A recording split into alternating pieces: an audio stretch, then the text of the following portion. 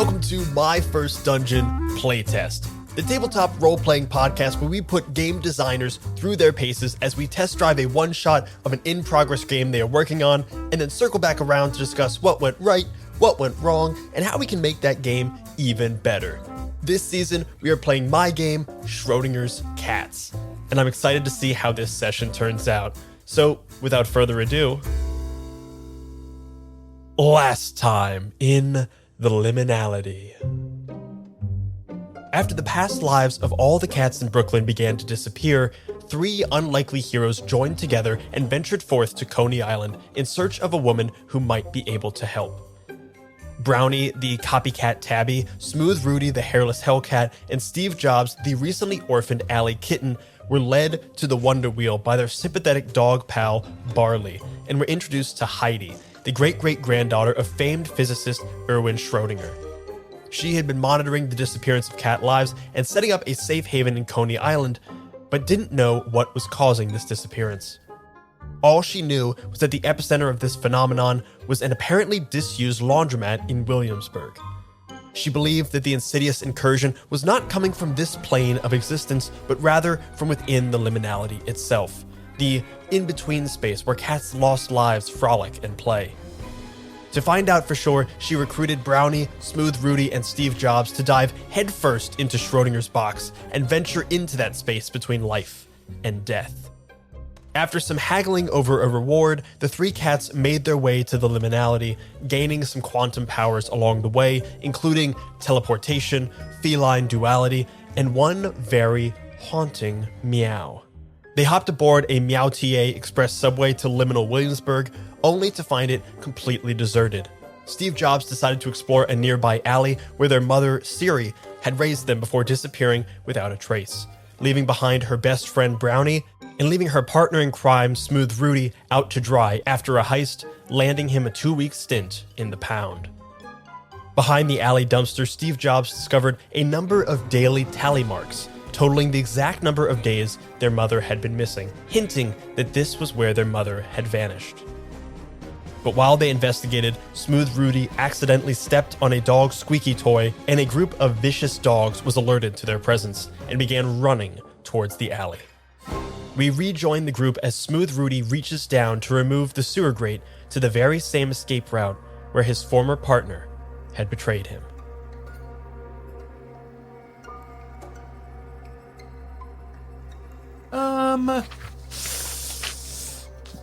I mean, I don't have to pay to use my Hellcat power, right? I can just use it. No, that's just the thing you can do. Let's do it. Let's roll these dice.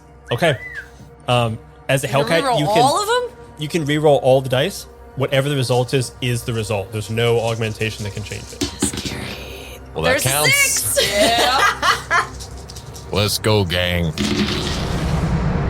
Oh man, that's a lot of 6s. Ooh, 3 6s, no 1s. Your body goes liquid as you fly under this thing, and then Smooth Ruby's ever been. So smooth. You get underneath this thing, and then get yourself right up against it, and expand your body outwards and harden, and the thing blows off entirely, flies into the air. You guys quickly scurry down into this thing as the sewer grate lands back on top with a thud, and you guys kind of scurry down as you hear paws of a number of dogs come into this area. Hey, you hear that? Yeah, I heard that. What the fuck is going on back here? What? You seen anybody else around here? Nah, I ain't seen nothing, boss. I've been scouring this area. The last cat I saw was a cat hiding back here, but we got her in the other space. Yeah. Okay, just keep your rounds going. Make sure we can't let anyone through. The boss wants all of these cats rounded up. Okay, there's only so much love in this city. We need a little bit bigger cut of it. Yeah, a bigger cut of the love. See? Yeah. They kind of look around this area, but you guys remain hidden in this sewer grate. Are you waiting for them to leave to come back out, or are you going through an escape route that you knew? Let's go through this escape route. Yeah. Tell me what it looks like and where you end up. All right, so we're fully in the sewers. It's just sand. It's just... Oh my god. So we're just kind of pawing our way through that.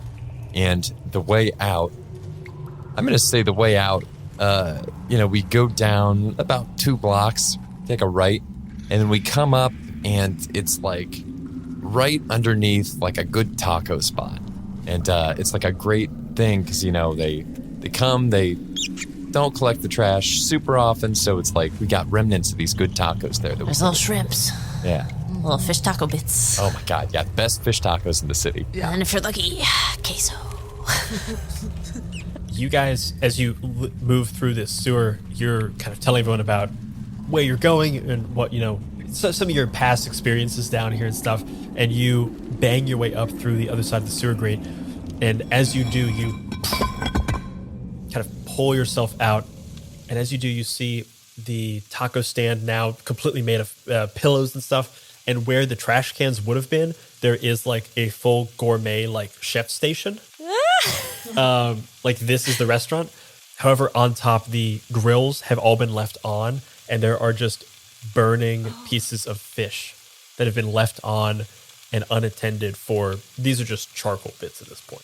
You see this area that served a lot of like fish and things is entirely destroyed and just like left to rot. Essentially, you smell like rotting fish that doesn't seem appetizing. There's like nothing good to eat around here. Just next door, you hear raucous and rollicking of a bunch of dogs hanging out that was a like popular chicken wing joint. And a bunch of dogs are like hanging out right outside. You can see like the exterior area from here, but it seems like they have moved aside a bunch of the pillows and have turned it into like a dog house instead of a pillow fort. And they're going to town on like a bunch of chicken wings that they found. Stupid doggos doing chickens instead of fishes.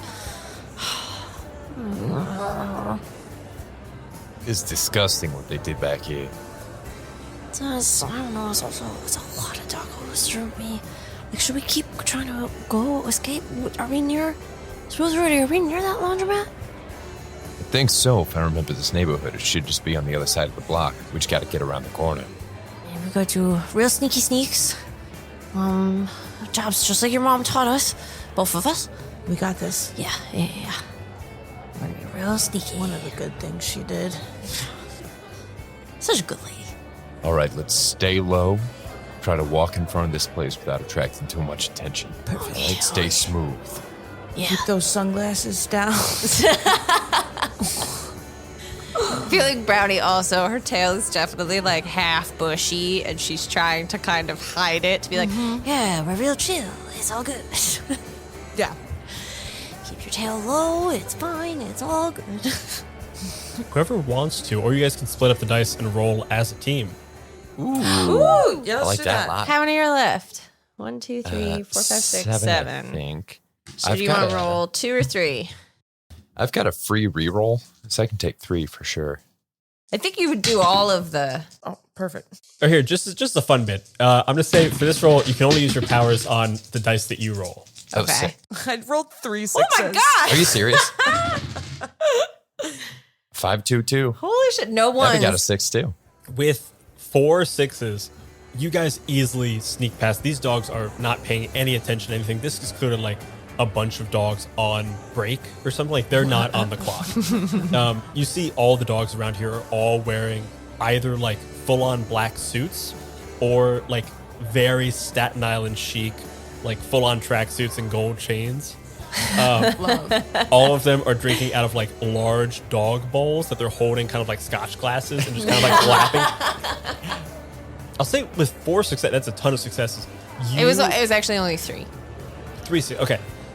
Still, as you guys kind of walk, you're able to walk rather than like taking a long way around. You're able to walk pretty close to these guys, knowing that you are like very hidden. And as you get close, you hear a couple of bits of chatter from the dogs. You hear one of them is like clearly drunk on something, whatever dogs would get drunk on. Cheese. You see, he's got a full can of Cheese Whiz, and it's just like someone is pushing it into his mouth and pressing down with the other paw, so it's just filling up his mouth. And like through a massive mouthful of cheese, he's just like, I mean, the boss tells me that after like today, maybe tomorrow at the latest, we're gonna get all the cats out of this neighborhood, and this is just gonna be like our neighborhood, man. It's gonna be just dog central, man.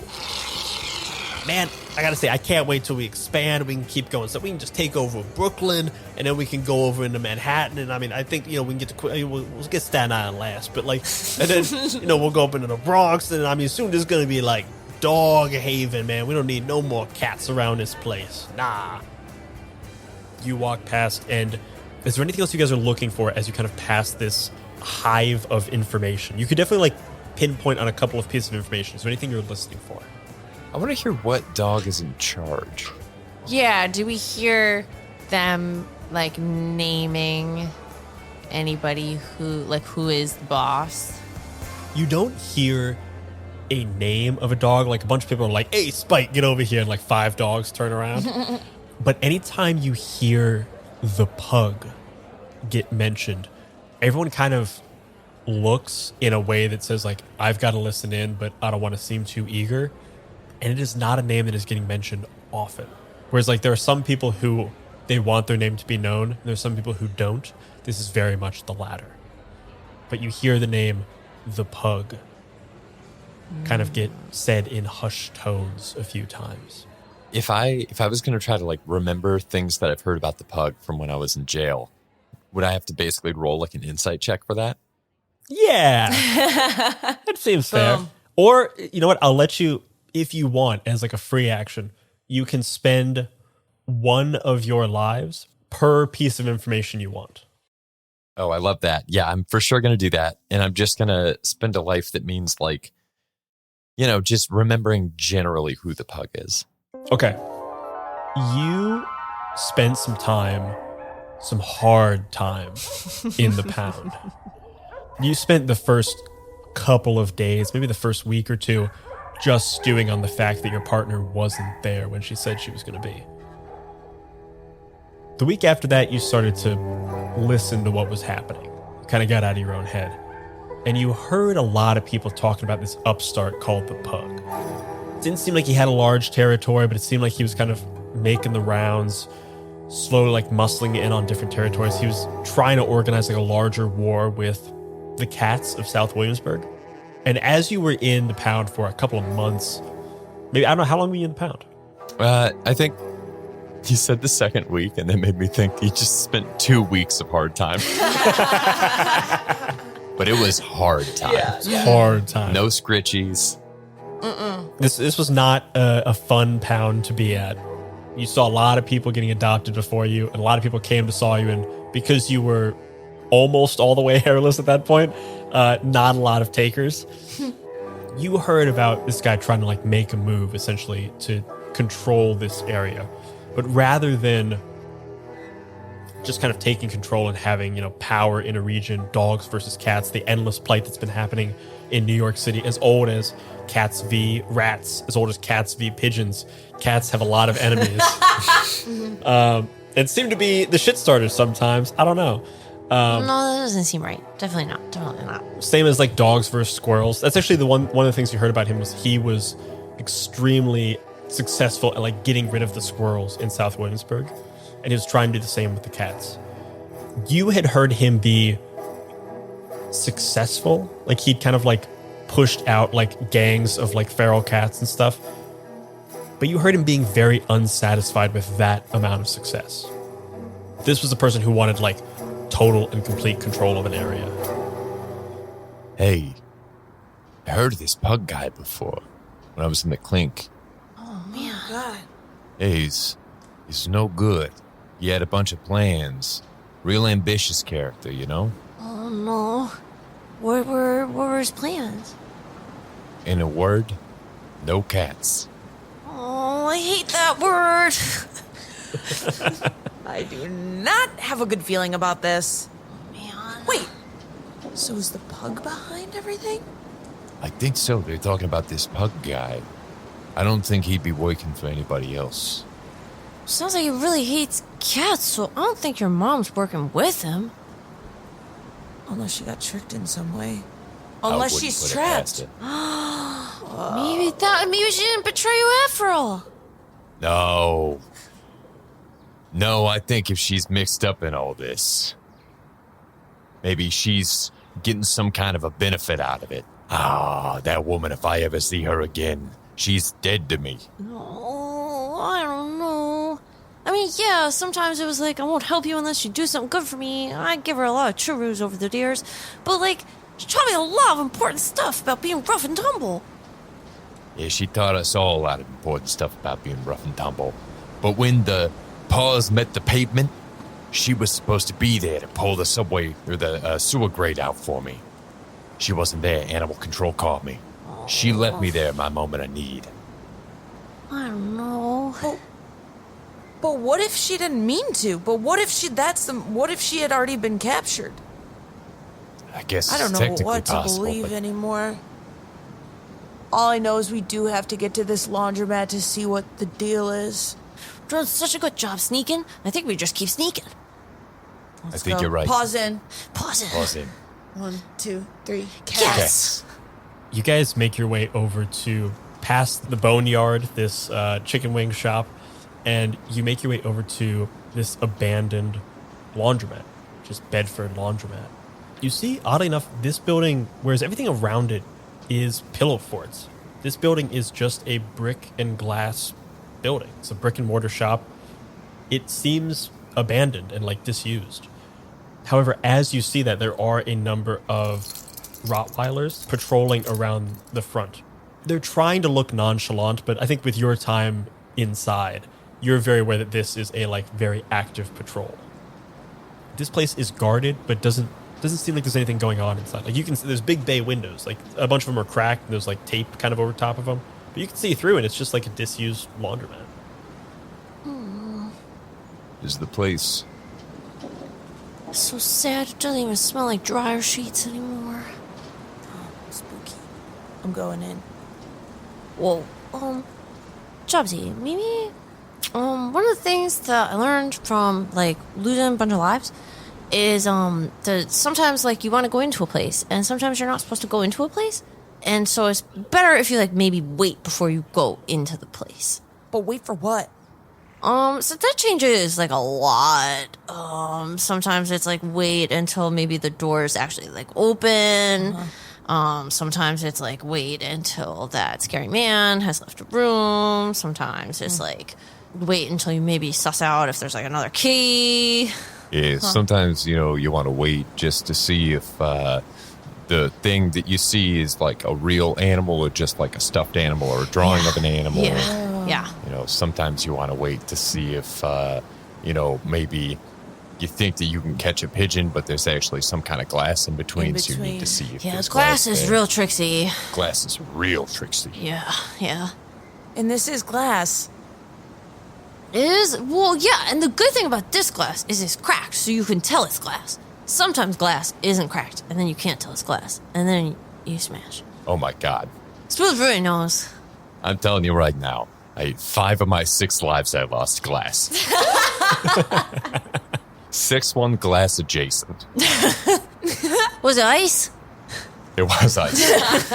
It's natural glass, as I call it. Yeah, it's cold too, which is so. It's so. Real 1-2 punch of terrible things. Yeah. We're just saying, be careful. You got a lot of lives ahead of you. Yeah. I hear you guys. But I still want to go ahead. As you say that, you feel as the ground beneath your feet begins to rumble a bit, you feel like what feels like a small localized earthquake seems to be radiating out from this laundromat. As it begins to shake, you guys kind of like catch yourselves a little bit. The Rottweilers seem entirely unfazed by this. They kind of like look at each other, give each other like snarky smile, just kind of like and then they kind of continue their walk. See, that was one of the like waits, because if you'd been like running, you might have maybe fell. Kid, I'm seeing a real wild look in your eyes right now. What are you thinking? Oh, Chopsy. I have to get in that laundromat. I have to know what's inside. I have to. I don't care if I lose a life. I have to know. Now hold on, Most kid. You know what they curious say about little- curiosity. Yeah, you're the most curious little kidder. I have to find out what happened to my mom. I have to know. If I lose a life, so be it. There's a crack in the glass. Yeah. I go up and I kind of paw at it. I see if it's like fragile at all. You can come up to it, but there's an active patrol. So if you try to go up to this thing and like explore, Those are the Doberman. Those are the Rottweilers. Oh, I know what I do. Got it. Okay. I'm going to go up and try and start up a conversation with these guys. I'm going to smooth talk them. I'm going to ask them about some questions about themselves and get them chatting. You're absolutely going to need to roll the dice. Before you do, you just walk up to these two Rottweilers. They immediately go on guard. Their tails go straight. They go, what are you doing here, little kitten? Hello there, sir. Was just wanting to ask you a couple questions for a magazine. Go ahead and roll the dice. Magazine. Oh no. Okay, that's 2 ones right off the bat. Yeah, this isn't going good for me, but that's okay. It was too many wins. Anything you want to do to augment the dice? Oh, Or do yeah. you want to keep the failure? I think I need to learn a lesson. I'm going to keep it. Okay, go ahead and roll the ones into the box. You see the Dobermans kind of snarl at you and go, I don't want to be in no magazine. I've already been on TV. Prince of Dead Medium. He turns to the other and goes, get rid of the boss. The other one reaches behind you, grabs you by the scruff of the neck, and begins to walk you into the abandoned laundromat. I think upon seeing this, Brownie goes, Chubsy, no, meow. And are you doing your haunting now? Go ahead and roll the dice. Oh, no. All right, so that's 3 5s and 2 3s, but no 1s or 6s. Okay, no one's sixes. It's a mixed success. There's no ones, so nothing goes in the box. You tell me what you want to happen, and then I'll tell you what the complication is.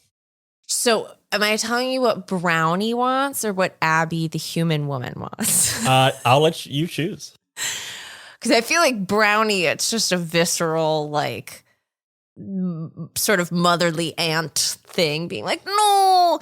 Abby, the human woman, wants this meow to be so haunting and echoey and like an abyss that it freaks out the Rottweilers.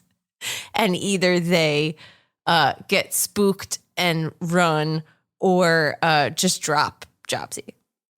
You let out this haunting little meow, just this tiny little echo of a meow that all of a sudden ripples out from your mouth around, coming in all directions, echoing and multiplying, pitching up, down, around, internal and external. All of a sudden you see these two Rottweilers kind of cringe and like buckle in on themselves. They immediately release you from their mouths and they kind of go, what the fuck kind of cat is that? Fuck, man. You see them kind of like trying to cover their ears in the way that dogs do. They kind of like get down on the floor and they, cover them. Start like scooting around on the ground, like writhing in some kind of like pain or something. And they quickly go, fuck it, get out of here. And they start booking it to either side. They split up, leaving this area momentarily unattended. This meow echoes out all around. And as we like kind of zoom out, you hear a thing that you don't know, but it's happening outside of your sphere of influence. You see a bunch of dogs' ears pricking up as they hear this meow.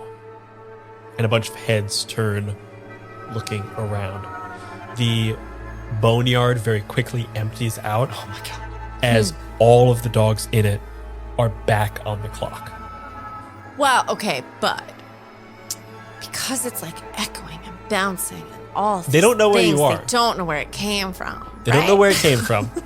But where there was like a small patrol, there is now a significantly larger patrol. And you are at a place that you recognize is a high value area. So it's now you know that you should be moving quickly now. Oh, man, that was really lucky. Good job, Jobsy. Let's go in.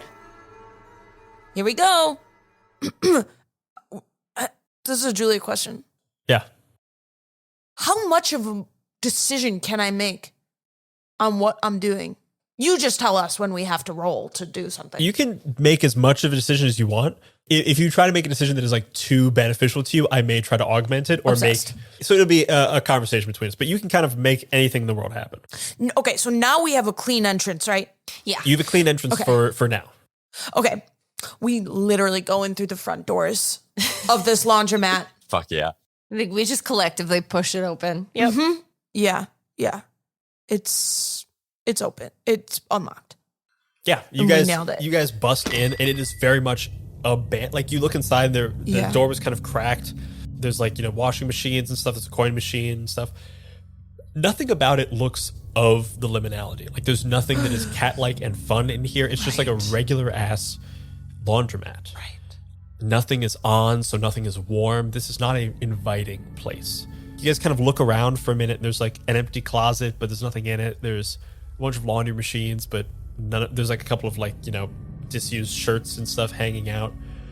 If anyone wants to investigate further, I'm gonna make you make a roll. I got an idea. Okay. Smooth Rudy is like, look, I know this kind of situation when I see it. They're hiding something in here. Oh, yeah? I'm just the guy to find it. Smooth Rudy jumps inside one of the washing machines and tries to use his liquid power to like check inside the machines. Something going weird. Absolutely. Go ahead and make a roll. That's very cool. Oh, what do we got? We got 1 1, 1 3, 1 3, a 2, and a 4. I'm gonna be Hellcat in that one if I can. Yeah, go ahead. All right. Hellcat up. So re-roll the whole thing. You got to keep whatever you get. Oh, Come no. on now. Oh, I see 1 6, Yeah, 6. 1 1. Yeah, we got 1 6 and 1 1 Okay. So go ahead This and roll one's the one. been rolling well. into the box. Go ahead and roll Yeah, the one like into the blue box. one. Yeah, that blue die has been a real friend, a real pal.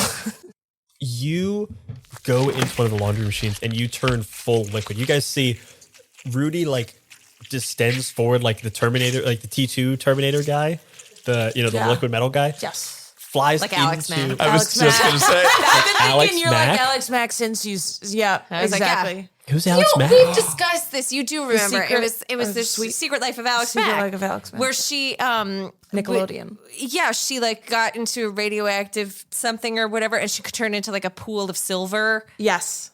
That's familiar, but I don't Terminator. remember. We've talked about it, I think, before, Okay. and you did recall.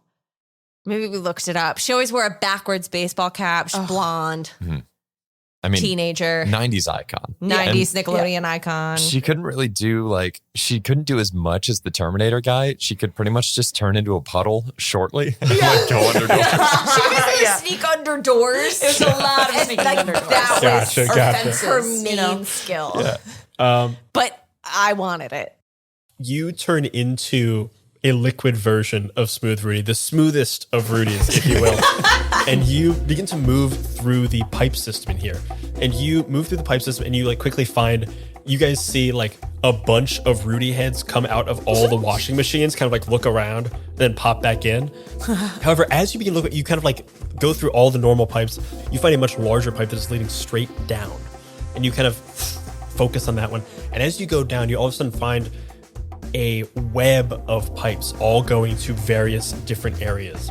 You kind of start looking around. You find a vast underground laboratory. You kind of peek your head out of one of the sprinkler systems and you see a bunch of different dogs kind of walking around. 3 or 4 It's unclear. massive vats that are very much reminiscent of like Ghostbusters. They're like a bunch of like spectral cats floating in them and flying around. And you see a large like Tesla ball at the top that is sparking that same black lightning that you had seen before.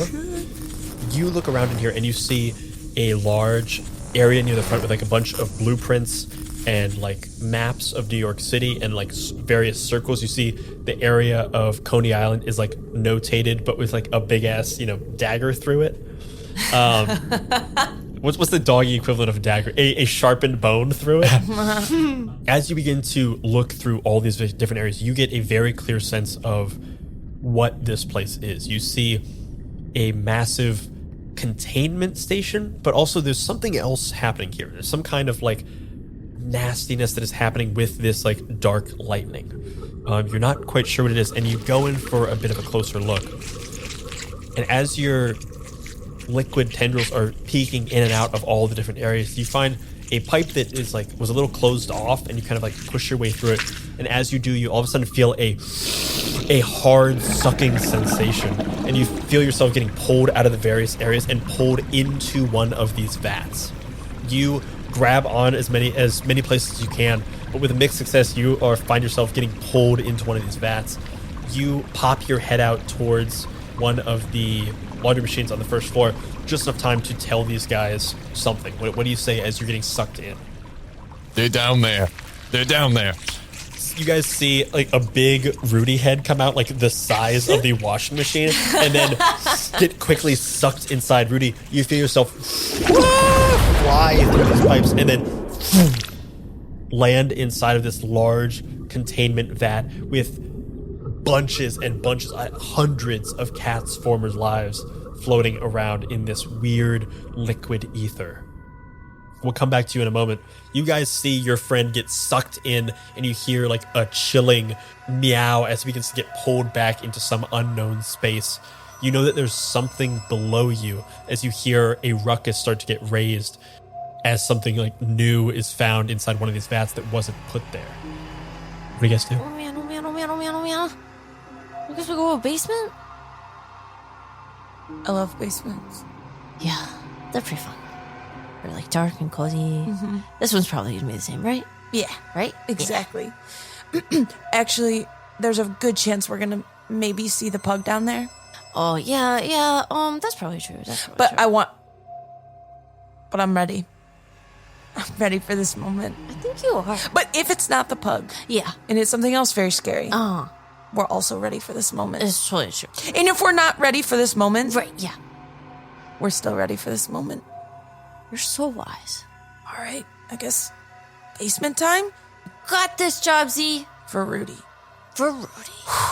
Here we go. Okay, and then how am I getting down there? No, I can't go through a laundromat. Can I just go down the basement? You guys looked around. There isn't like a stairwell down. Right. Oh no. Wait, so I don't see where we do basement stuff. Good point. Wait, I know. There's usually the little like outside the any business is like the thing that you open up and then you can take the stairs down. Oh yeah, the metal doors on the floor. Exactly. Oh yeah. Okay. Let's do that. Okay. Only problem is there's a lot of Rottweilers out there. Oh no. I wonder if in the back they're less vigilant. We could try a back door. Go out into like an alley. We spend time in alleys. We know alleys. We get better it. than doggos. Yes. Yeah. All right. We'll do. You know what we're gonna do? We're gonna do a sneak, but like a really quick sneak. Of course. Yeah. Okay. Quick sneak to the back. Yeah. Quick sneak to the back. Yeah. Here we go. Okay. One of you go ahead and roll a check for your sneak. Do we want to do 2 and 2, or Yeah. do you want to? Okay. Let's do it. Okay, I'll say for the split, you can only augment your own dice. Okay. Great. Aha! I got a Wow. 1 and a 6. Whoa. 3 and 2 for me. Oh, I could use the Hellcat. Like I could copycat. You could copycat. I forget that's also awesome. that yeah. I can also teleport, literally. This entire time. Yeah, I feel like it's really only how is Brownie getting down there? I don't know. I feel like I'm scared for a 6 and 1. 6 and 1 is a mixed success. It is, and I'd have to reroll both. You just have to reroll the whole pool. But you said it would only apply to the ones I rolled, right? Oh, I use the that's ability. fair. That's fair. Yeah, I did say that. But I mean, a 6. I'm scared of rerolling that 6 and getting something worse. What do you think, Jobsy? I think I like to take a mixed success. Let's do it. Okay, we'll take it. We'll take Okay, it. go So ahead. do I put the 1 in? Yeah, go ahead and roll the 1 in the box. You guys make your way around to the back, and you quickly sneak. You see there's a number of Rottweilers and Dobermans. It's very like mean looking Staten Island dogs. all of them wearing tracksuits and gold chains.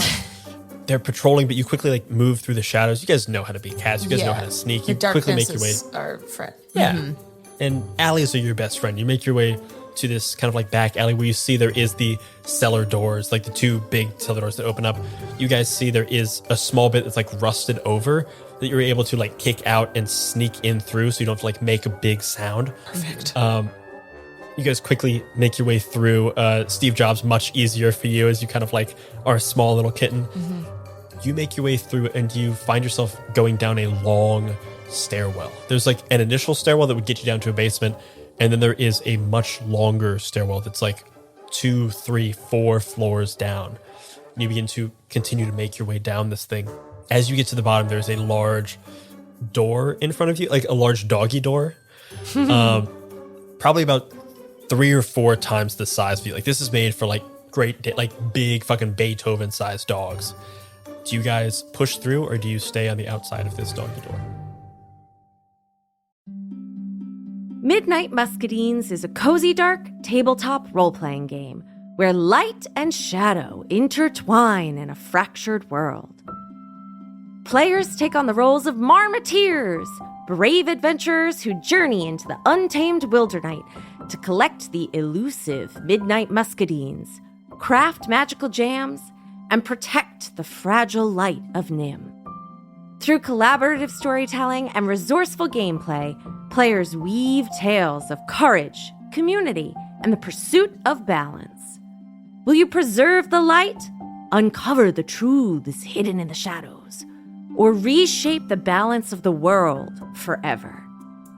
Midnight Muscadines is perfect for fans of Studio Ghibli and Sea of Stars, who seek to capture the magic of exploration and the heartfelt adventure in a world where small heroes make a big impact. Play Midnight Muscadines as a traditional GM'd game, GMless, or even solo. Midnight Muscadines is crowdfunding now on BackerKit. Join the campaign at pandeongames.com/muscadines. I'm Quinns of tabletop role-playing game review show Quinn's Quest, and this is Play to Find Out. Play to Find Out is an actual play podcast that brings notorious old games from the 80s and 90s back to the table. Each season of Play to Find Out, I'm joined by Emily Johnson and Rob Morgan. Good? Nervous? Yeah. You both looked at each other really concerned, you think what's about to happen is going to be unpleasant. And frankly, I think that's rude. And together, we explore the TTRPGs of ages gone by. Our goal, to separate the TTRPGs that deserve to be remembered from those that maybe don't. I don't know, Emily. It was the 80s. A lot of people were on cocaine. We blow the dust from decrepit systems to learn how they work. Your 100 on the encounter table bursts out. Right, you've encountered a fog. Get ready.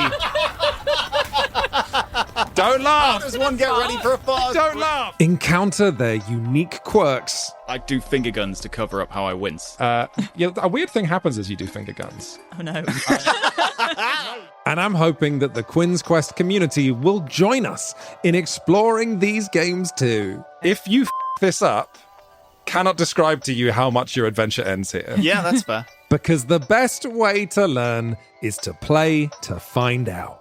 Play to Find Out is available now on the Quinn's Quest Patreon, but the first episode of each series streams for free on the Quinn's Quest YouTube channel and wherever you get your podcasts. Anyway, you failed the EarthTech roll, and you made jokes while I was doing my exposition, so you don't get to hear any more. Oh, no. Come on. I was shook as...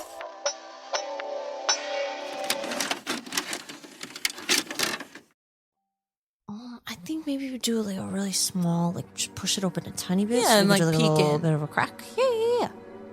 Just do a little head tilt to a peek.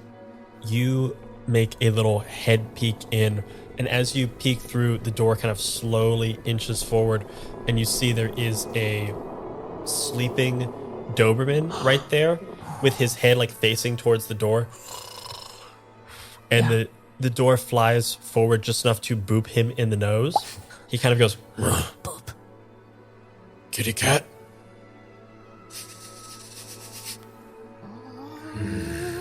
You see his smile get big. Kitty cat. And he lunges forward towards you. What do you do? Oh man. All right. So for haunting meow, it says I can bend minds. Yeah. Can I I'm gonna haunting meow where I try to like throw the meow up the staircase and like dip into I think one of Brownie's instincts finally kicks in streetwise and Brownie's gonna like scoop Jobs in and throw her meow kind of up the stairs as if like the kitty is escaping so that this Doberman will run up and after. Go ahead and roll your dice pool.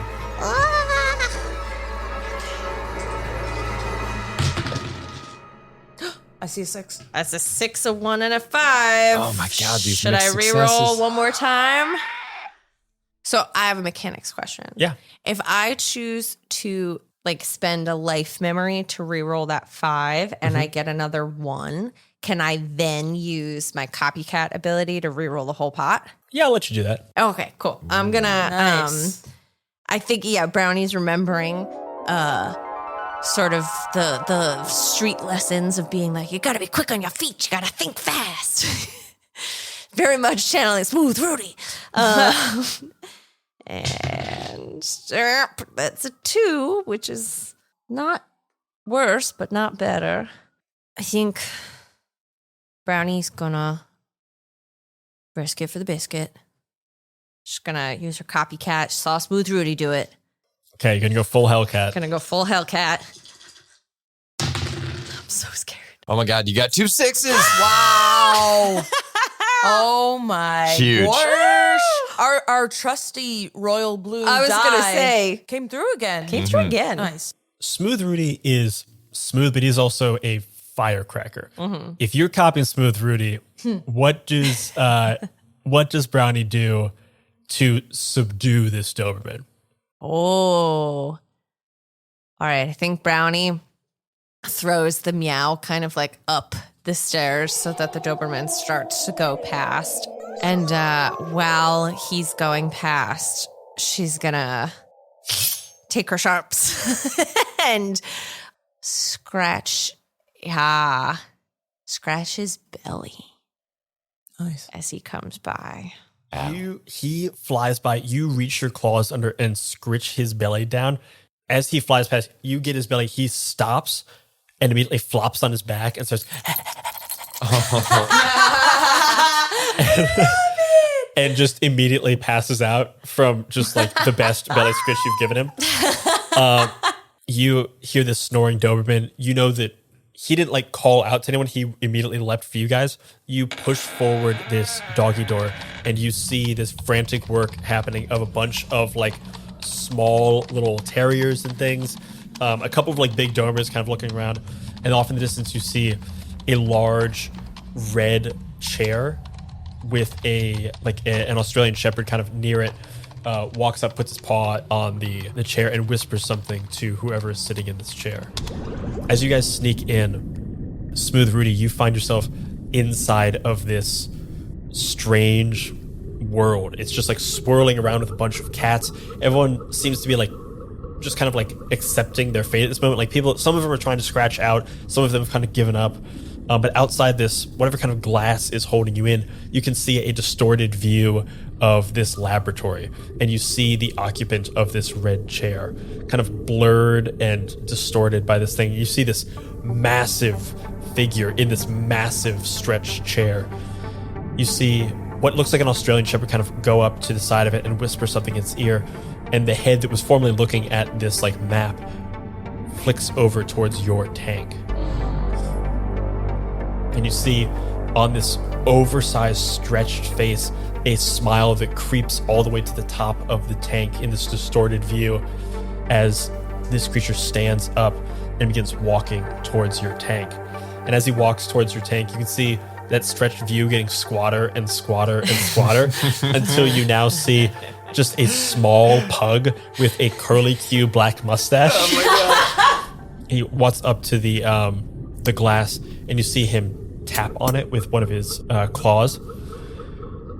looks up to you, and you see a flash of recognition in his eyes. You see a small pug standing there, looking up at you with a big smile on his face. He opens his mouth. Smooth Rudy. Good to see you again. I've heard tell. How you doing, Pug? Doing better than you, I can say. Doing better than you for sure. Hey, do an old prison buddy a solid. Get me out of this tank, eh? You know, I'd like to do you a solid. I would. But it seems like you're doing me a favor first.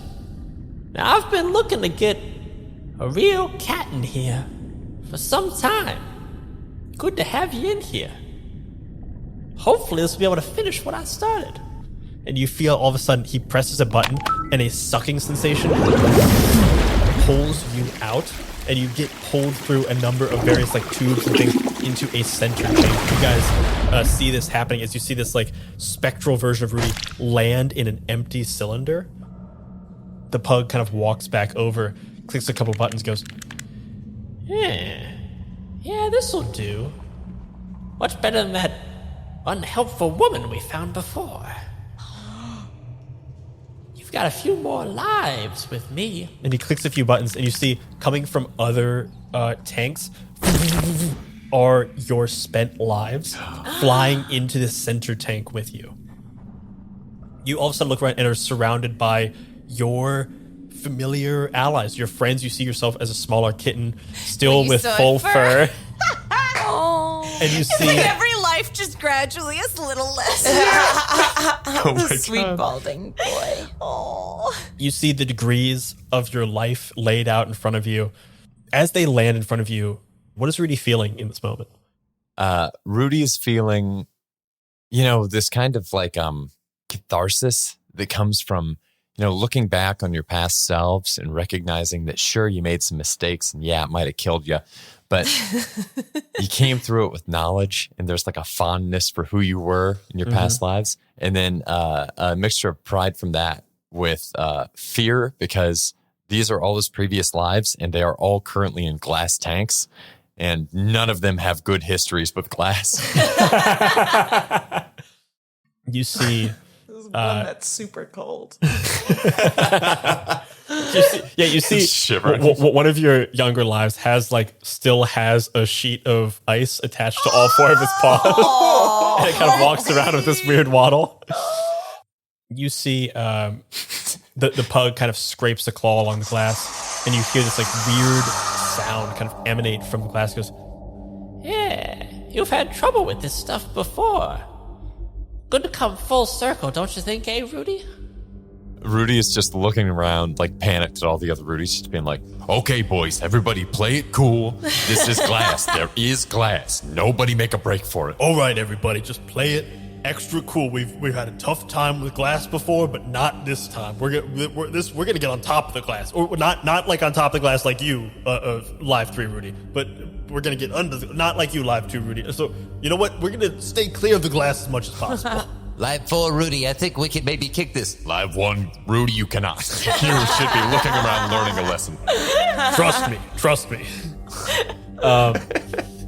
You see Live 2 Rudy is just licking the ice that's on his paws. Sharing it with other people who want to drink. You see the pug kind of looks back at the Australian Shepherd and goes, hit it! And the Australian Shepherd begins to type a bunch of things into the computer. You begin to see that Tesla coil, that Tesla ball up at the top, begin to spark more furiously with this black energy, and begins to spark all around the room. And you feel like winds picking up in here, and even in the laboratory proper, like papers begin to fly around as these sparks begin to hit all around this area, kind of like hitting towards you. But it's kind of like with a Tesla ball, like you can touch that electricity and it feels fine, but inside you begin to feel a charge of some kind of electricity happening as this ball begins to whir up. I've been trying to figure out how I can have all the love in New York City. Dogs get a lot of it, but cats are getting so much, and I think I need a little extra. I tried to drive you guys out, but that just moved the love. They kind of just shuffled it around. We gotta make people dislike the cats. We gotta make people love the dogs, but forget about the cats. And if cats are bad, then maybe they won't like them anymore. Dogs are good, cats are bad. Maybe we can just make that the new paradigm here. Keep all the love for us dogs, you know? You begin to feel the lightning going all around you. As this is happening, what are you guys doing? Oh, Jobsy, I think we gotta do something real quick or Smooth Rudy's gonna be in trouble. I'm like looking around for switches, I think. I'm looking around and seeing what if we can undermine the little mechanics they're working on. Yeah, if we can get over to that keyboard. I feel like we could press all the buttons on the board. Yeah.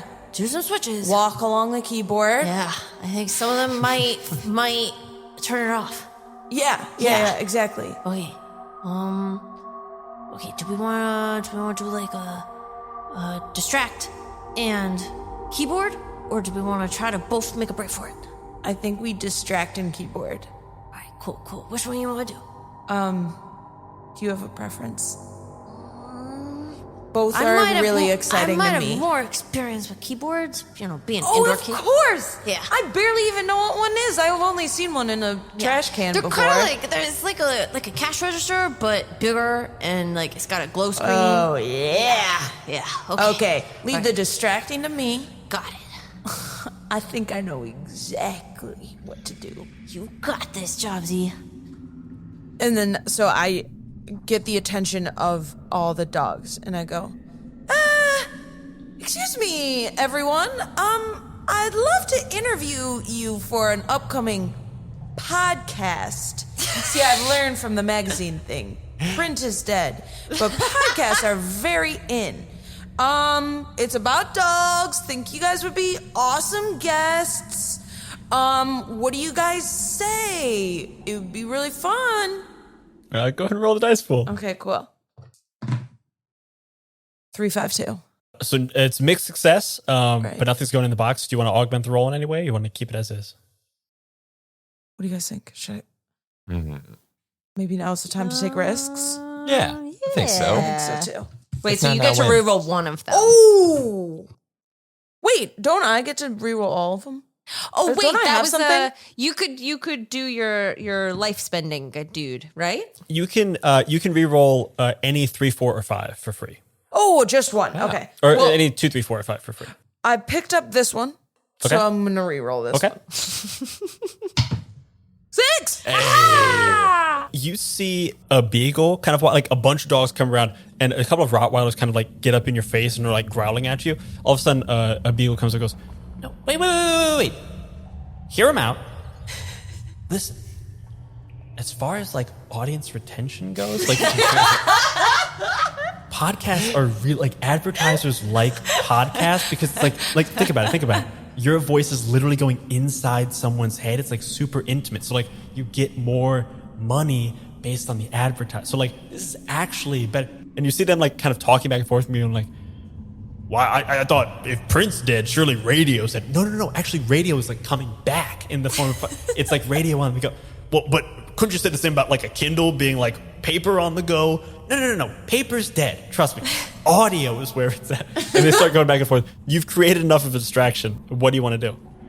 Oh, Brownie's definitely doing like full sneaks, trying to weave behind things, going make herself as flat as possible, trying to get over to that keyboard. I'll say with that distraction, you make it to the keyboard. You see this Australian Shepherd is like pounding away at a bunch of keys. All of the keyboards are like dog-sized keys. So the keyboard is like 5 feet by 3 feet. And he's like got to kind of like run around the whole thing. But you see a bunch of readouts on the monitor, like the big monitor in front of you. And you see a meter of power going up. And you see like at the top, there is a bunch of like calculations you don't understand, but you see that there is a smiling happy kitty at the top, and then like at the other end of this like progress bar is a mean angry kitty. Oh my god. Oh no. And he's like pounding it, and you see like there's essentially like a vertical bar going up to this happy kitty, and then a horizontal bar that goes up to this angry kitty, and the power is climbing, getting close to that happy kitty, like activating this process. What do you want to do? I think Brownie's got a 2-step plan. Step 1 is jump on the head of the Australian Shepherd to try to distract it and get it to stop touching the buttons. And then step 2 is touch all of the buttons. Okay. Go ahead. Go ahead and roll the dice pool for me. Okay. Wait. It's a 2, and a 5. It's a mixed success, but nothing's going in the box. What do you want to do? Do you want to augment in any way, or do you want to keep it as is? I'm going to re-roll 2 of them. One of them using the alley cat power Okay. as a copycat, and then one is using in a previous life memory Okay. of remembering the first time that Brownie was like, oh my God, what's that clicky thing? That looks exciting. And jumping up on top of the keyboard, and her human trying to kind of like bats her and push her off. And she was like, no, I want to press everything. Go ahead and reroll 2 of the dice. It's a 6 and a 2. You jump up on this Australian Shepherd's head, and it immediately goes, what the fuck? Get up! There's a cat in here! And you hear this whole other crew over here going, yeah, no, we know, but we're hearing her out.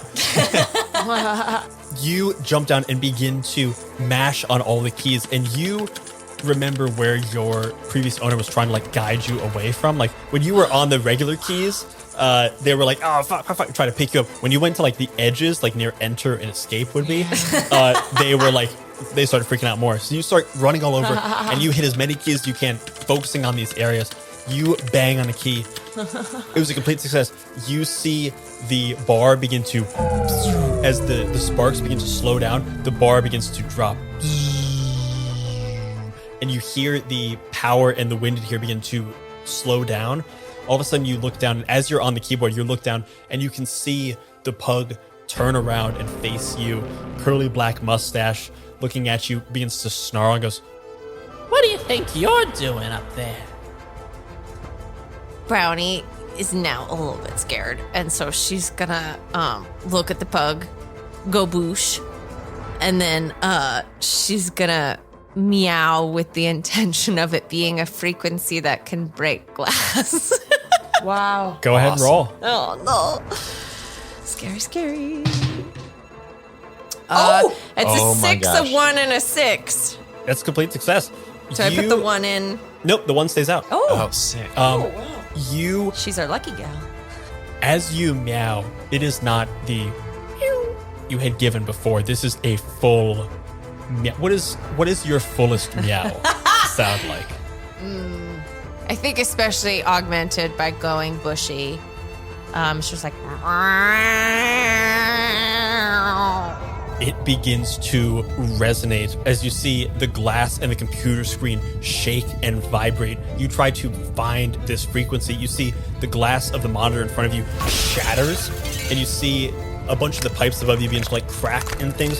The pipe that is right around Smooth Rudy and all of his previous lives begins to vibrate and move. You see it almost like wobble fully as it begins to find the resonant frequency. It begins to get wider and wider. The pug looks back and goes, No, what do you think you're doing? No! the center column explodes out. Smooth Rudy, you and all of your previous lives are now free. Cheese it, boys. See one of the dogs just go, geez. As that explodes out, all the dogs that were looking at you turn around and begin to run towards this center area. You guys are free. All of the dogs in here are on top of you. The pug looks at you, had been blasted back by this explosion, gets up, kind of like wipes some blood off its nose, goes, You want something done right? You do it yourself.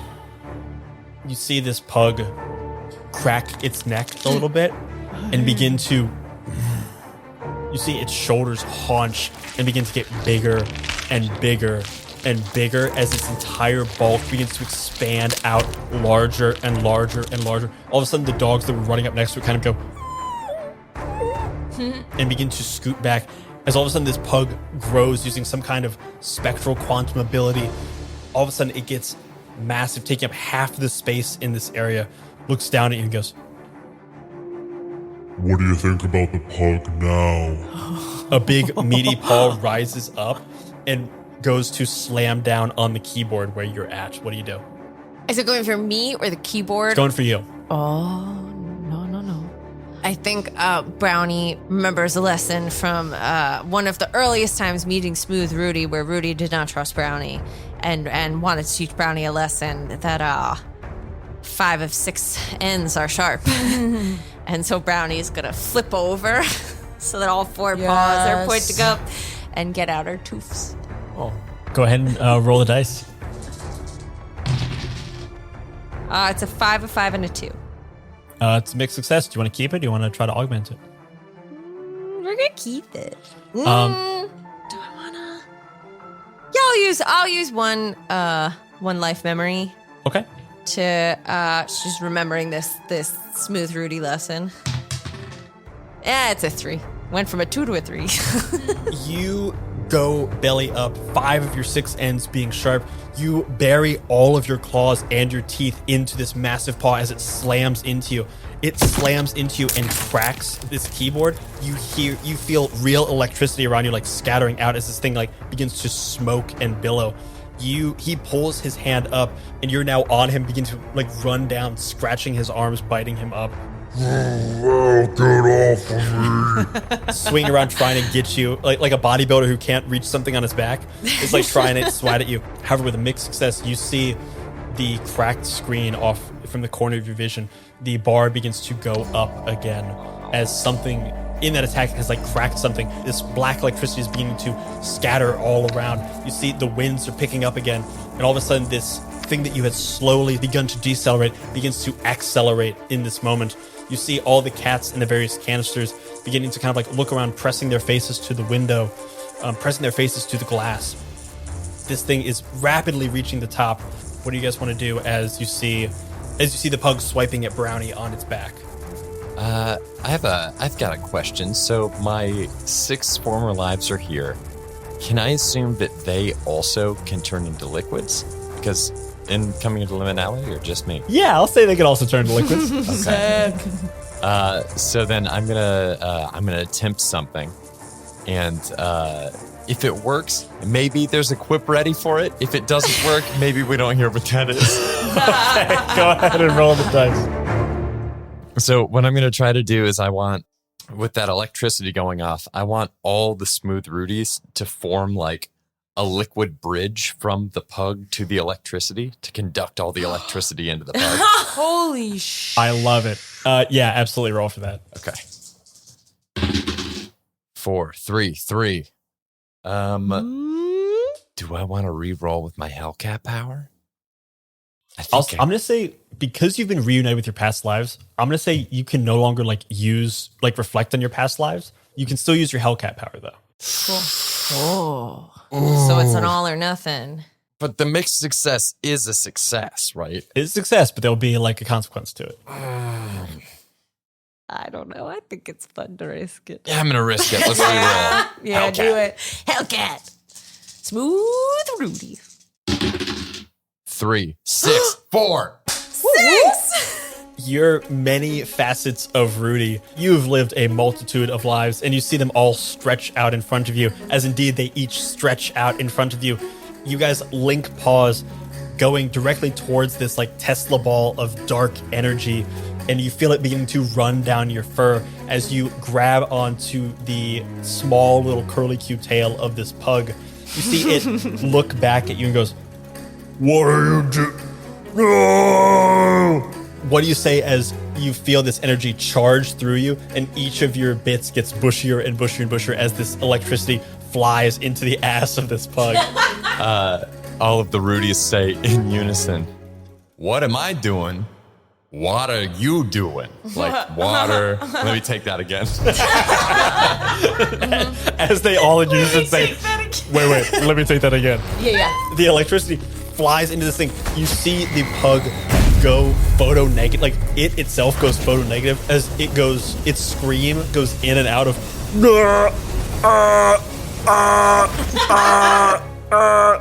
back and forth as you all of a sudden see this pug shrinking and shrinking down.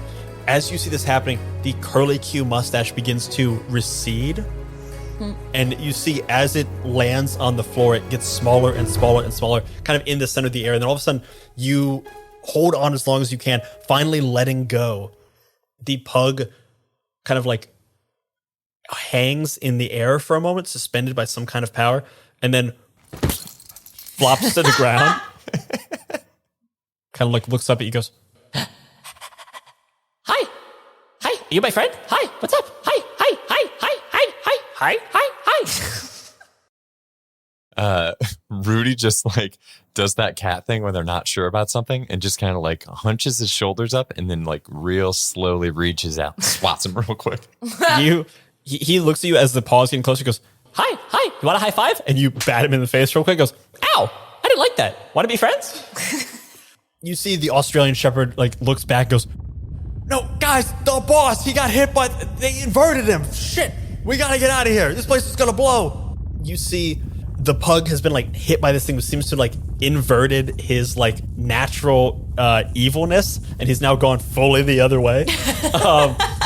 However, the lightning in this testicle, you finally had to let go of it because it was getting too strong. You see that the power in this area is still going and going and climbing and climbing. There are a bunch of cats and vats. All of them are clawing at the glass. Cats and vats. Cats and vats with hats on bats.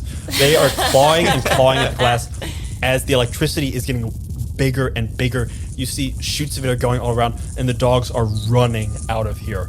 You sense an imminent explosion of some kind. As you guys look around, Brownie, you look into one of the vats, and you see 3, 4, 5, 8 different faces of yours. From when you were a little kitten, to when you were a teen, to 4 lives you lost 4 days in a row. All staring back at you, looking at you, scared in this vat. You see this station is destroyed. There must be a way out of this, but you don't know what it is. Steve Jobs, you... Yeah. What's weird about that, Brian? Steve Jobs, you look around and you look through these vats and you see faces innumerable that you mostly don't recognize. You see some of Brownie, you see Rudy's lives sitting around, but you don't know any of these cats. You hear a voice from a vat behind you. Hey, Steve Jobs, you could do it. Just get on out of here. Just get out of here. Go. And you turn around and you see Siri looking at you, getting pushed back through a flood of cats, trying to just pull forward, being like, just go, you gotta get out of here, go. You guys feel the power level in this area rising rapidly. What do you want to do? Do we think that the explosion will like accomplish what the pug wanted to do? You know that whatever this energy is bad in a sense for the cats. It was bad when it was under control. Mm-hmm. It is no longer under control. I think you recognize this isn't necessarily just bad for everyone in this room. This is bad for this realm. Oh man. Okay. Trying to figure out how a meow can fix this. Or a teleport. What could a teleport? Yeah. Where could I go? I haven't used that yet. Could you teleport any part of the device somewhere else? Can I teleport things other than myself? You can certainly try. Okay, let's try it. So what I want to try is to teleport that device to somewhere where it won't work, which The ocean? yeah, water would probably yeah. I think that makes sense. I think electricity and water are like a good combination. Brownie, it will certainly break. Would it make things worse though if it meets water? The other option is like teleport it to like a different realm or like somewhere where it simply doesn't work. There's going to be consequences no matter what. The only other like realm I can think of that we've been to is the like subspace between the normal place and the liminal world. Maybe if you can get it back in that. Yeah, like, that seems like a very like it's already weird in there. Yeah. That's what I would like to try to do as Steve Jobs. Sorry, Steve Jobs full name. And I would like to try and teleport the big old device that the pug built and was using or whatever into that liminal space, the black hole. You teleport yourself up to this like Tesla ball of black something energy. You grab onto it. That teleportation was easy and instinctual, but as you grab onto this thing, as you try to teleport it, you feel yourself shifting out of this place with the ball without it, and you're trying to like get a hold on it. Go ahead and roll the dice for me. Come on. 4, 2, 3. It's a mixed success. I mean, what's the look? Go for it or go again? I think mixed success is pretty good. A success. I say let's go for it. Okay. Yeah. I'm gonna also try a thing, just as a rules tweak, since we're getting close to the end. Mixed success. I'll say even though you didn't roll any ones, you still have to roll a dice into the box. Great. Oh. Yeah. Yeah. Got it. Yeah. Keep her around. Yeah. Yeah. Yeah. Keep the blue one around. You grab onto this sparking Tesla ball of some kind of strange energy. You feel yourself flicking in and out of existence. You feel yourself back in this liminal space. Without it, you flick back and you see Steve Jobs disappearing and reappearing with this thing. You see it like twitching in and out of existence momentarily. And finally, you wrap all of your paws around it, your claws deep into it, your teeth go into it. You feel this energy shattering through you, and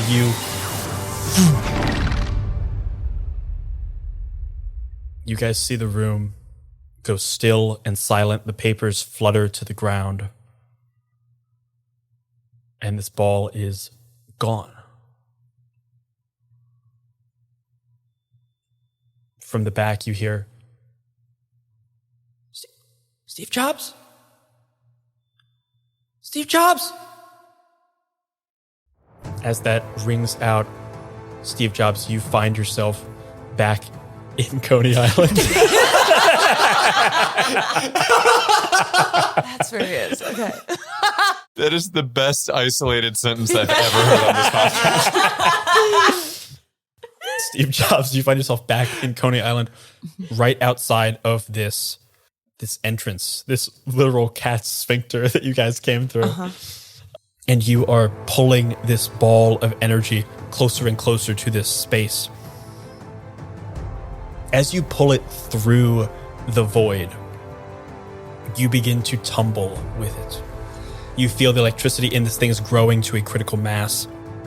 And as it does, your claws and teeth are stuck into it. You begin to fall deeper and deeper back into this space between spaces in between with this. Dave Matthews Band. Yeah. In additional hell, the space between begins to play.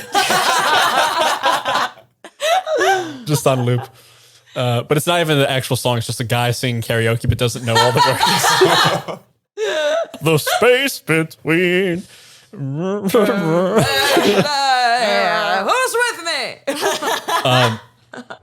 You feel yourself stuck to this thing. It is falling. You feel it getting closer and closer to this critical mass. You feel yourself beginning to get charged with this energy. I want to give you a choice. You can either roll a d6 and lose that many lives to be able to survive this thing, or you can roll 2d6 and take the lower, but something else will happen to those lives. If I roll 2d6 and take the lower, that number of lives, something will happen to that many? Yeah. So automatically lose X amount of lives, or something will happen, something negative will happen to the lower of 2. Yeah. I feel like I should probably just do the 2. have a better chance of seeing what will happen. Okay. Yeah. Go ahead and roll 2d6. Jesus Christ. Is that 2 Julia. 5s? Yeah. Oh my god. You feel this, essentially what is now a bomb. Oh, I was automatically going to survive on the first one, wasn't I? Fuck. All right, well, keep going. Here we go. You feel what is essentially a bomb explode. As it explodes, you see all 9 of your lives fly out into a spectrum. You can see all of them. As you fly out of this area, you feel 5 of them caught up in this strange space between spaces as the last 4 slam together, and you find yourself on the sand of Coney Island. 5 lives still lost in this space. You see the black hole here kind of roil with this energy, lightning still coming out of it in vast ways, hitting and then dispersing, and then slowly it begins to congeal back into something much calmer, and finally it turns into the calm space you had seen before. You look inside yourself and you feel lives have been lost in this way, but you don't feel a connection to them. What do you do? So just to clarify, I'm on Coney Island proper, not the Cat Coney Island. You are on Cat Coney Island right now. I'm on So you got Cat Coney blasted Island. back out. Whew. Okay, and what happened to the device? The device seems to like exploded and is like has been contained essentially. Okay. And now I'm left with this sort of like weird void emotion of like I just lost 5 lives, but have no like memory of those lives or connection to them. So I think I need to find out if whatever we were where are we at in the process of, did it work? Can cats access their past lives like before? You could find out. You could either teleport back to where these guys are, or maybe go find Heidi. Oh, I want to find my friends. I'll teleport back to y'all. You teleport back to South Williamsburg. You find your way back into this laundromat. And as you do, you see with this energy sphere gone, these glass tanks have essentially just become glass tanks. You find your friends, and you guys are, with just plain glass, are very quickly able to, especially with your knowledge of glass, for good and for ill. Hell yeah. Are able to break the glass and free all of these cats. You guys are very quickly reunited with your lives. You're reunited with your lives, Brownie. And as you teleport back, Steve Jobs, you find your mother, Siri, there waiting for you. And as you teleport back, kind of landing, a bunch of the cats kind of cheer and are celebrating. And she runs up to you, gives you a big hug, goes, "Oh, Steve Jobs, I'm so proud of you. I'm so sorry. I tried to come back. I got stuck and they kept me here, and I've been trying to come back, but I just haven't been able to. Are you okay?" I am now. "Oh, honey, me too. You did such a good job. And she kind of pets you, and as she does, your remaining lives kind of all shudder with that same like pleasure of being petted at like slightly different intervals. So she kind of feels your 4 lives as she pets you. And as she does, she kind of goes, "Oh, honey, what happened?" As you do the same thing to her, you feel almost like ridges of 9 different cats as you kind of run your hand along her back. I think five of me left. 5 of me left. But I still have 4. "Oh, honey, I'm so sorry. You did such a good job." Well, I couldn't have done it without Smooth Rudy and Aunt Brownie. Wait, where are they? You look over and you see Aunt Brownie and Smooth Rudy. What are you guys doing as you're reunited with your lives? Smooth Rudy, you've been like chilling with your lives. You guys tackled the glass, I think, easily. And it's been like a training course, like Smooth Rudy being like very instructional about the dynamics of glass. Yeah. And you see your lives start to get it in descending order of recency. Brownie, what do you do? I think Brownie is like really excited and is doing a thing that she and her other lives do a lot, which is like recount their stories and lessons to each other, and it's always with this sense of like wow, really? That's amazing. I didn't know that was possible. Of like it's just them being a bunch of Owen Wilsons over in like a corner of Bounty telling this story, and it's very much the like it's like in Elf at the very end. He's like, and then I walked through the Lincoln Tunnel, of Brownie being like, and then we saw a bunch of Rottweilers. It was scary, but it's like the telling a little kid a scary story, except you do it in that voice, and so it's not scary anymore. Everything's with like a sense of awe and wonder. You guys are reunited. The cats of past lives begin to frolic and fill this area of South Williamsburg, slowly venturing further and further out to their homes, being reunited with their cats. We didn't get to the end of the dice, but what I want to do is kind of go into the end game. And I want us to look inside the box. Should we throw these in or no? I'll say, yeah, go ahead and throw them in. Do you want to throw one and I'll do the other? Sure, that sounds good. Okay. We're going to go ahead and look inside the box, pull out the 6s and 1s, and we'll kind of go through from there to kind of narrate the ending of this story. Oh, whoa. Dang. It's so scary to me that if it's a bunch of ones, that the ending might be sad. Right. After this whole journey. That's 2 6s. Okay. That's 3 3s, 4 3s. Oh. Woo! I don't think that's any ones. So we got no ones. Of the 12 dice, there are 2 6s and no 1s. Holy crap. Steve Jobs, I'm going to come to you last.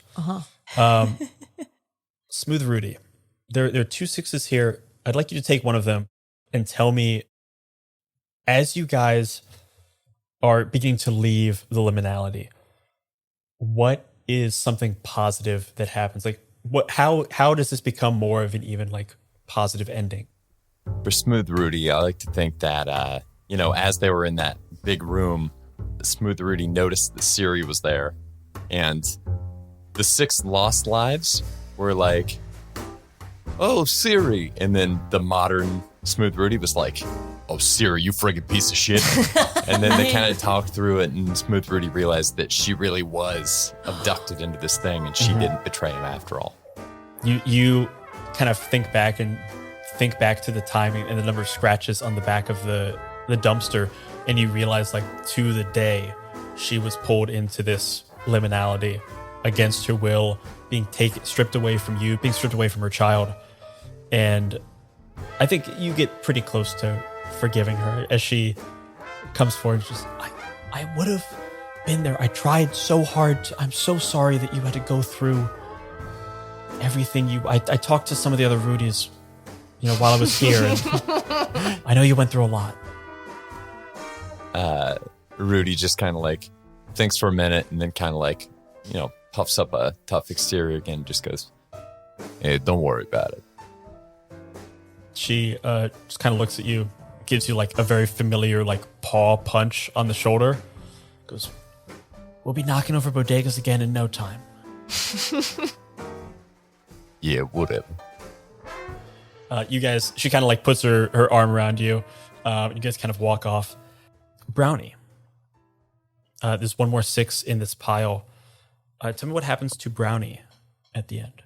And this is like in the immediate aftermath? In the immediate aftermath or sometime in the future. I'm going to say before you leave the liminality. Okay.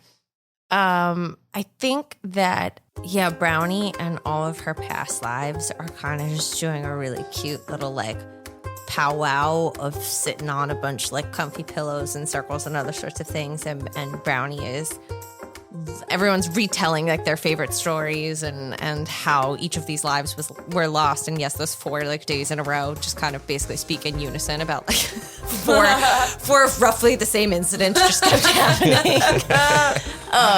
And Brownie's like looking around and she's so pleased that she's like hanging out with all of her friends again and seeing everybody. And in this moment also is looking around and at all the things that she's learned over all of her lives. And she really, for the first time, is like, yeah, I really am a rough and tumble outdoor kitty. And she feels very pleased with herself for all the things that she's learned over her times. And she really is a rough and tumble outdoor kitty. You see a couple of the alley cats that have like given you shit before, like some of their past lives, kind of coming up to you and just being like, "Hey kid, you all right?" Yeah. But don't get a big head about it. They kind of like punch you, but in a way that is like very playful and like is a show of like alley cat respect. Kind of give you like this little punch. And they kind of like, butt bump you a little bit. We'll see you around, all right? Yeah, definitely. See you in the alleys. Rough and tumble style. They pull some of your like much junior lives and like, all right, kid, let me teach you a couple of things. And they start kind of walking off. You just hear a chorus of, oh, wow, from all of them all over. And Steve Jobs, as you guys are leaving the liminality, tell me what is happening between Steve Jobs and their mother. So they're definitely telling Siri every little detail that happened because I think it's like I don't think Steve Jobs knew whether it's been a big question of whether Siri was kind of like good or bad in so much as a living being can be one or the other. But I think it was like a big relief that Siri didn't abandon her buddies. So this feels like a new beginning for Siri and Steve Jobs, where I think I realized that the 4 of us can kind of like be a unit a little bit. And like this reconnection with my mom is like, I think, pretty fulfilling. And I could be like a little kitten again. You're kind of running in between your mom's legs. Yeah. And she's kind of like doing that mom thing of like listening, being a little bit annoyed, but she is like happy to be annoyed in this moment. As you guys are taking the subway back towards Coney Island, you've teleported there like 10 times back and forth, like bringing her stuff. She's like, I get it. Let's just ride together. Bring hot dogs for everyone, I feel. Like. You bring back chili cheese dogs for everybody. And in the liminality, they're like covered in catnip and like squishies and stuff. It's just like a cornucopia of great cat delight. Yeah. You feel, fulfilled and like that your mother always wanted to be there. She tried to be there and now she will be there. She looks at you in the same way that she looks at her good friend Brownie, at her old partner, Smooth Rudy.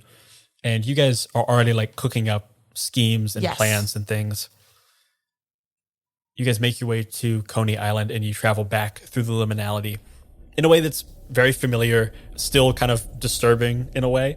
But as you travel through, you kind of instinctively look around for your lost lives and you see scraps of whatever this device was kind of floating here and there. You kind of have to move around, but you don't see any of these other cats. Feeling however you may feel about that, you don't have too much time to think until you find yourself on the other side of the liminality, each of you climbing out of this box.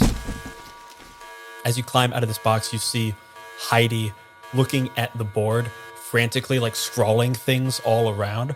She turns back and she sees you guys and goes, "What did you do?" Well, we face it. We nailed it. No! It's true, time You now. brought back the cats, but you made it worse. She turns around and you see highlighted in each of the burrows a blinking dot. Ba-doom, ba-doom, ba-doom, ba-doom, ba-doom. Do you guys know someone called Steve Jobs? Whoa. No, we just know Steve Jobs. One job. I know two me, jobs. Steve Jobs job. Well, Steve there's Jobs 5 jobs. of them, and each of them have claimed a burrow, and it's crazy out there. I'm a little rascal. Steve Jobs. Let's go find the other jobs. I guess we have to. Now, gang, I know this looks bad. The important thing we need to remember here is we still earned all those churros. Yeah. So true. And they're still here. About churros. You guys look over to the churu area, and you see there are a bunch of various kibble treats and meats and things. The row of churros is empty. Oh my god. And you see 5 identical notes that all are pictures of Cat Steve Jobs winking at you, going, "Nice try." All right, Cat Steve Jobs. I got 5 sharp ends, 1 for each of yous. And I think that's where we're gonna end our game. I love it. Yes. A great play. Great stuff. That is all for this episode of My First Dungeon playtest. Oh my God. Thank you so much for listening to this game, and thank you to everyone for playing. Kevin, starting with you, why don't you tell the people where they can find you? Oh boy. Hey, nerdy430pod on Instagram. I was about to say like .instagram.com, like this is Tumblr or something. We don't have a Tumblr. You know what? We're going to start a Tumblr. Get a Tumblr and follow nerdy430pod. Love it. Abby, where can people find you? Oh boy. People can find me here. I'll be on more seasons of this.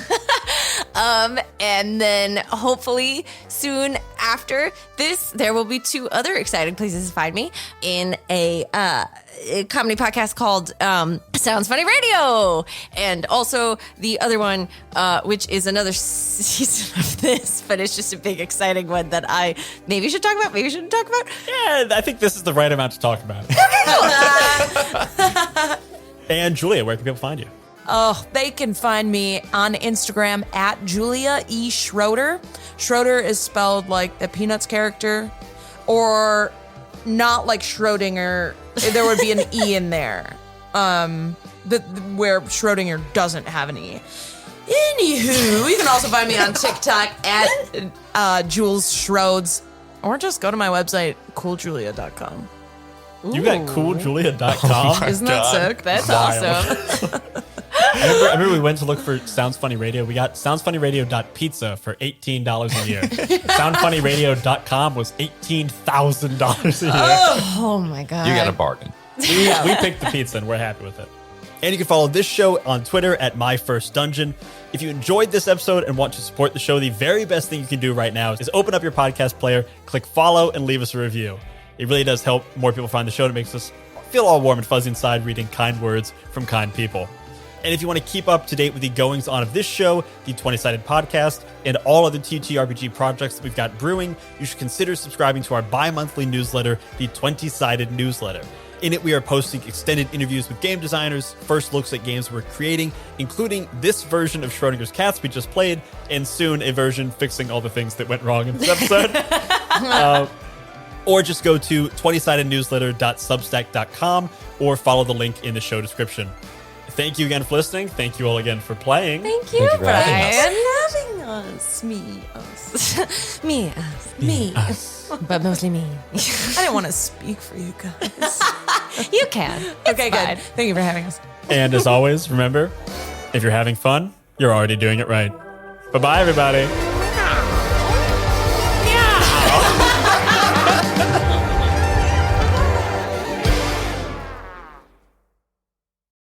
If you're hearing this, that means you listened to every last second of this episode.